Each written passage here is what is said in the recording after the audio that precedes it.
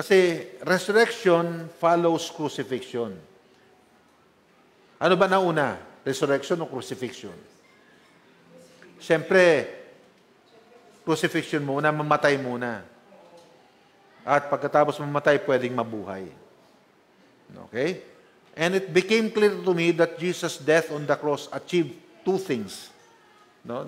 Naging klarado sa akin na ang kamatayan ni Kristo sa cross ay nag-achieve ng dalawang bagay. Number one is, it achieved para ipakita sa akin kung paano mamatay. Kasi, hindi ka pwedeng mabuhay kapag hindi ka nakaranas mamatay. Pero paano ba ako mamamatay samantalang lumalakad ako rito? Nagtatrabaho ko, di ba? Patay sa sarili. Patay ka sa gusto mong gawin sa buhay mo. Patay ka sa mga paborito mo. Di ba? Naintindihan niyo ako? Oh. Patay ka sa pangsariling kagustuhan mo. Yan. At kapag nakaranas ka ng ganyang klaseng kamatayan, then you can start living. Doon lang tayo makapag-uumpisang totoong maging mabuhay. Sabi ko nga, nung ginagawa ko itong mensahe na to, sabi ko, sana years ago na intindihan ko na kagad ito nang mas malalim para mas na-enjoy ko talaga. Di ba? Kasi, kita mo, no? Walang araw na hindi ako nagpre-preach. From Monday hanggang Sunday, from Monday to Sunday. No? Walang araw, lagi ako nagpre-preach. Sabi ko, kung kailan ako naging 61, doon pa ako nag-preach ng araw-araw. Doon pa ako umupo at laging nag-aaral. Sana inumpisahan ko ito nung ako'y nag-uumpisa pa lang sa ministry.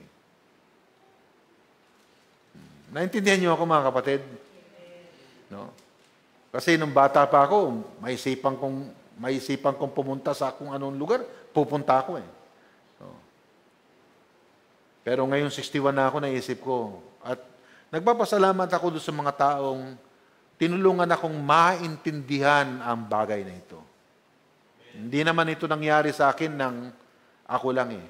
May mga taong ginamit ang Panginoon.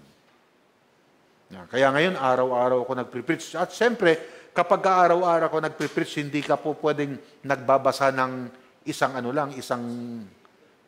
kailangan basa ka ng basa. Kasi meron tayong podcast. At lahat ng preaching ko ay halos lahat ay televised nga, no? This is open into the world. At ayoko pong, lalo na mga member natin, ayokong isipin ninyo na hindi ako nag-aaral. I have many invitations, pero hindi ako pwedeng mag-abroad, hindi ako pwedeng umalis sa lamesa ko. Kailangan kong mag-aral at kailangan kong magbasa ng magbasa. Kailangan kong may matutunan para may masabi. Hindi pwedeng 3 lang ang alam mo tapos makapagsasabi ka ng 20. Hindi po pwede. Kailangan meron kang 20 alam para makapagsabi ka ng at least 3 hanggang 4 lang. Alam mo ba na hindi pwedeng 20 ang alam mo tapos 20 lang rin ang sasabihin mo? Hindi pwede yon. 4 lang ang masasabi mo sa alam mong 20. You can imagine that. And I speak hours and hours every week. Hindi po pwede. Yan. Kaya nga, naranasan ko ito I have to die to myself. I have to die to what I want to do so I can start living. Can you imagine kung tayo po ay nabubuhay sa pribadong buhay at meron tayong ganitong pulisopiya na mula ngayon ako'y mamamatay na sa mga gusto kong gawin.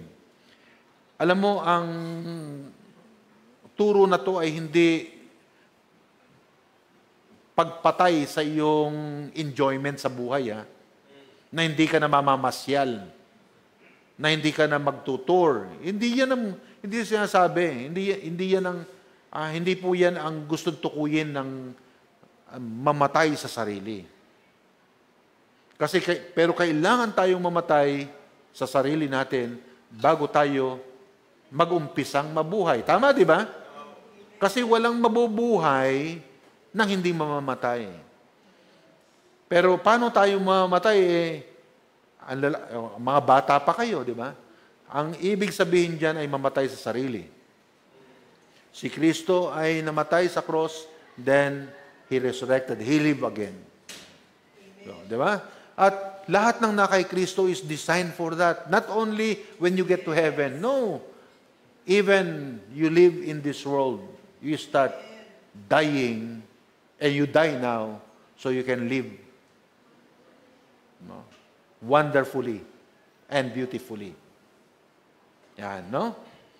Now, secondly, the cross didn't make the end. Yung mamatay, ang pagkakaalam talaga ng dyablo, dahil nga hindi omnipotente at hindi rin omniscient si Satanas, hindi niya alam ang totoong plano. Akala niya ang kamatayan o madala niya sa kamatayan sa pamamagitan ng pagkakapako sa krus. Kaya lang naman ipinako si Kristo sa krus kasi yan ang design ng pagpatay sa mga kriminal nung panahon na yon. Naintindihan nyo, no? Kaya lang siya ipinako. But of course, it was already told, it was foretold in the Old Testament. Wala pa ang crucifixion, sinabi na sa Old Testament that He will be crucified. Paano mangyari yun?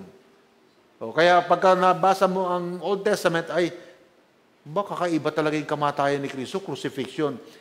Hindi po pala ganon. Kasi napakaraming ipinako sa cross ang panahon na yun.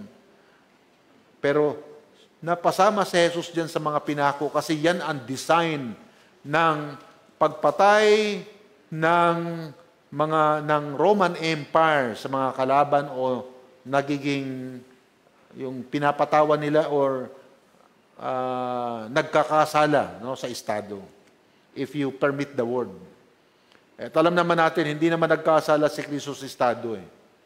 Walang kasalanan si Kristo, kaya lang si Pontius Pilate, alam mo, man-pleaser siya Ayaw niyang magkagulo sa empire kasi governor siya. At as a governor, you need to make sure that peace is always observed.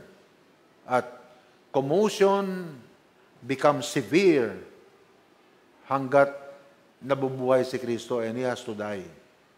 That's how He see it. Kaya He sent Christ to death. Pero sabi nga ng Romans chapter 8 verse 28, all things work together for good. Amen?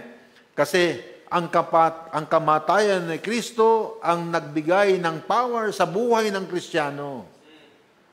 Bakit? Kasi ang kamatayan sa cross, mga kapatid, ay hindi katapusan. Ang pagkaalam ni Satanas, tapos na si Kristo pagkatapos niyang maipako sa krus. Yun ang pagkaalam niya. No, cross didn't mark the end. It marked a new beginning for all who would induce to a crucified life. No. Kung kay Kristo ito ay naging new beginning, it will be also a new beginning to everyone, who is induced to a crucified life.